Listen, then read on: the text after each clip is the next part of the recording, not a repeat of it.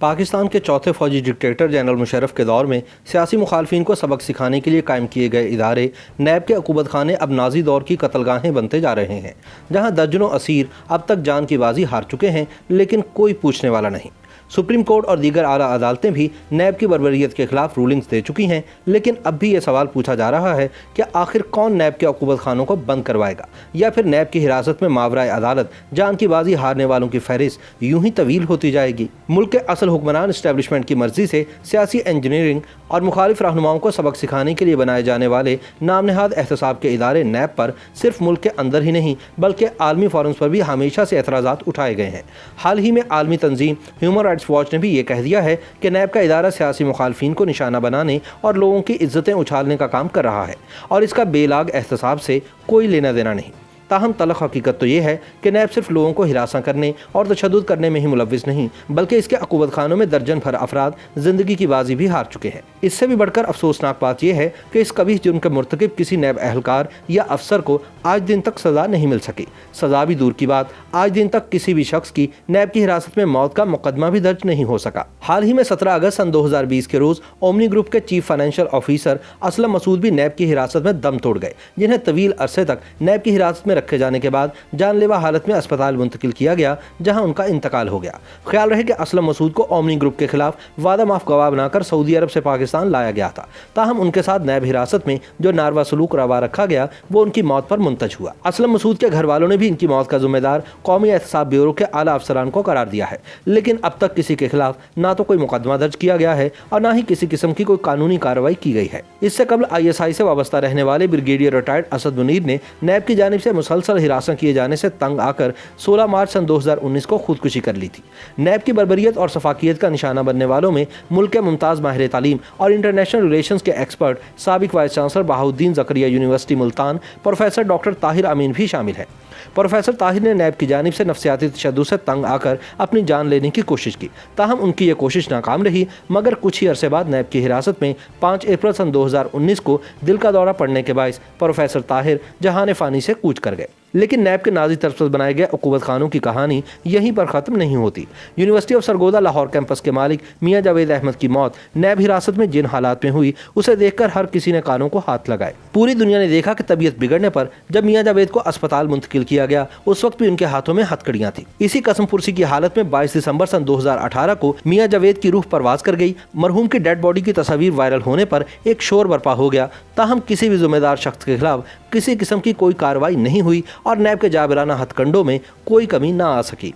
अप्रैल सन 2019 में साबिक additional director Karachi development authority Abdul Rashid के बेटे मोहम्मद नासिर शेख भी नैब की हिरासत में जान की बाजी हार गए। इसी तरह deputy director revenue LDA Mohammad Saleem 25 दिसंबर सन 2018 को, KDA ऑफिसर अब्दुल कवी खान 3 अप्रैल सन 2017 को और नंदीपुर पावर प्रोजेक्ट केस में गिरफ्तार होने वाले कैसर अब्बास 1 सितंबर सन 2019 को नैब की हिरासत में पुरअसरार तौर पर इंतकाल कर गए। बोगस हाउसिंग स्कीम के इल्जाम में गिरफ्तार होने वाले एडवोकेट जफर इकबाल 86 दिन नैब की हिरासत में रहने के बाद 6 जून सन 2020 को पुरअसरार हालात में बेहोशी की हालत में अस्पताल पहुंचकर जान की बाजी हार गए। स्टॉक एक्सचेंज करप्शन केस में नैब की जानिब से हिरासत में लिए जाने वाले राजा आसिफ बर वक्त इलाज मुआवजा न होने की वजह से 17 मार्च सन 2019 को एहतसाब ब्यूरो की तहवील में खालिक हकीकी से जा मिले। सिंध हुकूमत के वर्क्स एंड सर्विसेज डिपार्टमेंट से बतौर एग्जीक्यूटिव इंजीनियर मुंसलिक एजाज मेमन को पहले सक्कर सेंट्रल जेल में रखा गया था। बाद 31 मई सन 2020 को वो भी नैब की हिरासत में चल बसे। Commerce employees cooperative housing society के चेयरमैन चौधरी अरशद को भी नैब के अकूबत खाने में 7 अगस्त सन 2018 को मुर्दा करार दे दिया गया।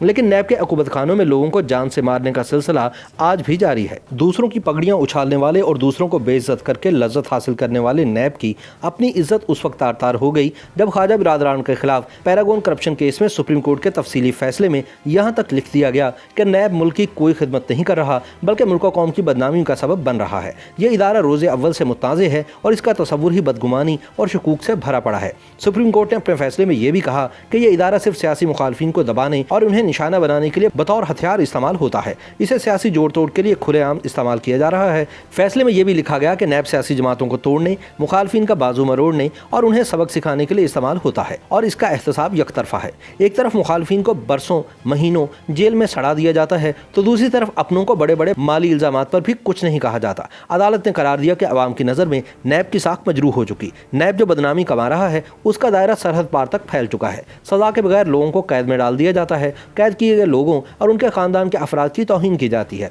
उन्हें अजियत दी जाती है, बदनाम किया जाता है। अदालत ने कहा कि ट्रायल से पहले या दौरान ट्रायल किसी को कैद में डालना बुनियादी इंसानी हकूक़ की खिलाफ वर्जी है और अजियत का बाइस है। अगर इस इदारे को गिरफ्तारी का इख्तियार हासिल है तो इस इख्तियार को जुल्म और हिरासानी के लिए इस्तेमाल नहीं होना चाहिए। सुप्रीम कोर्ट ने यह भी कहा कि नैब सियासी तकसीम के एक जानिब के माली स्कैंडल्स में मुलव्विस लोगों के खिलाफ कार्रवाई से हिचकिचाता है, जबकि दूसरी जानिब के लोगों को गिरफ्तार करके बगैर किसी माकूल जवाब और सबूत के महीनों और बरसों के लिए जेल में डाल देता है। सुप्रीम कोर्ट ने कहा कि सजा से पहले किसी शख्स को कैद में डालना उसकी बड़ी तजलील और बेइज्जती है। इस तरह उनकी शोहरत को नुकसान पहुंचता है, मुआशरे में उनके खिलाफ नफरत पैदा होती है और उन्हें तल्ख तरीन तनकीद का निशाना बनना पड़ता है। लेकिन यह भी एक तल्ख हकीकत है कि अपनी तमाम तर खराबियों और शर के बावजूद नैब यूं ही चल रहा है और इतना ख़राब हो चुका है कि अब यह तवक्को रखना बेकार है कि इसको चलाने वाले सुधर जाएंगे और ईमानदारी से काम शुरू कर देंगे। यह भी नामुमकिन है कि नैब के करता धरता कोई बैरूनी दबाव कबूल नहीं करेंगे, इखलाकी जुर्रत का इजहार करेंगे और मुखालफिन की इज्जतों को नहीं उछालेंगे। तजियाकारों का मौक़िफ़ है कि या तो नैब को ख़त्म किया जाना चाहिए या फिर इसके ड्रैकोनियन इख्तियारात को ख़त्म किया जाना चाहिए, जिनकी वजह से यह इदारा बिला रोक टोक अपने अकूबत खाने चला रहा है और इंसानी जानों से खेल रहा है। YouTube पर गूगली न्यूज देखने के लिए youtube.com की सर्च बार में गूगली न्यूज टीवी टाइप करें। गूगली न्यूज के पेज पर सुर्ख रंग के सब्सक्रिप्शन वाले बटन पर क्लिक करना ना भूलिए। YouTube पेज पर अपलोड होने वाली वीडियोस से बाखबर रहने के लिए बेल आइकन पर क्लिक कीजिए। आपको हर नई वीडियो के बारे में नोटिफिकेशन मौसूल हो जाएगा।